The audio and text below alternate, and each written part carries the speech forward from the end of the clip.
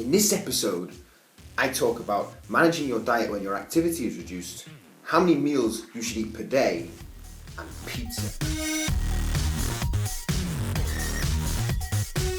Hello and welcome to Nutrition Made Simple episode 3. I'm your host, Jack Coulson, and we're going to get right into the show today with the first topic, which is about how to manage your diet when your activity is reduced, and more specifically, how to deal with junk food, which is the question that got thrown in for this episode. So the first thing I'll say is that when your activity has to be reduced through injury or, in this case I think Sarah had an operation, so your calories come down too because you're not as active. That's just basic physics.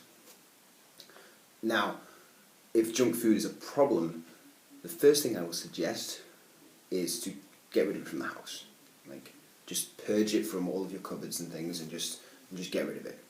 If that's not possible because, I don't know, you've got children or whatever and they eat those kind of foods, then can you replace those foods with foods that your kids still enjoy that you're not a big fan of?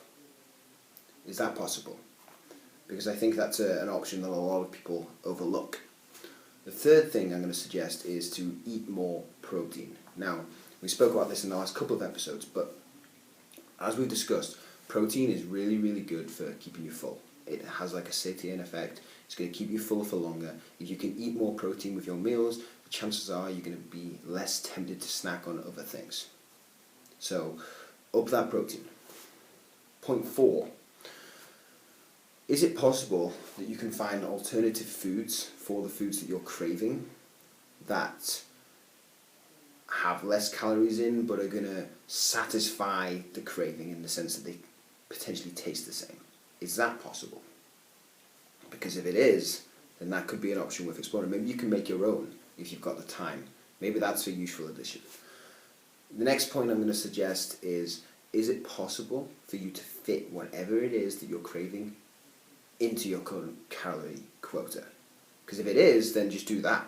That's an option, especially while you're laid up like you potentially are.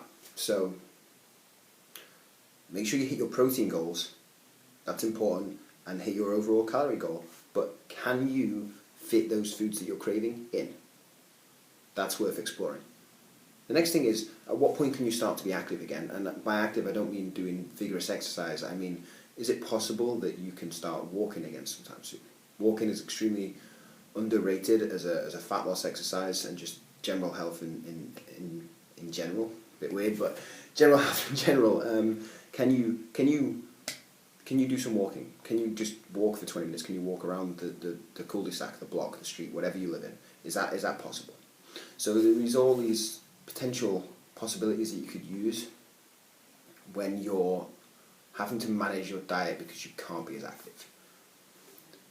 Second topic, how many meals a day should you eat?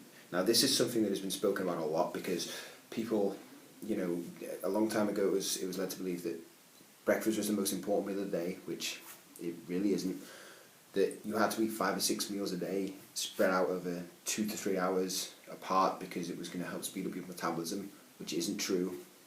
And there are all these different things. Now what I'm going to say to you is, what suits your lifestyle? How many meals a day suit your lifestyle? And then work around that. Like for me, example, I eat 2 meals a day, sometimes 3, depending on my schedule. And I'll eat my first meal around about 1 or 2 o'clock. Well, really whenever I get hungry, but it's normally around that 1 or 2 o'clock stage, which means that I fast throughout that period just because it suits my lifestyle. Now, I still get the calories in that I need over those 2 to 3 meals. I just have bigger meals because it just works for me. I work with some clients who need those 5 or 6 meals a day to work for them. That's fine. I also work with a couple of clients who only eat 1 to 2 meals a day and they fit those calories in then because it just works for them and their schedule.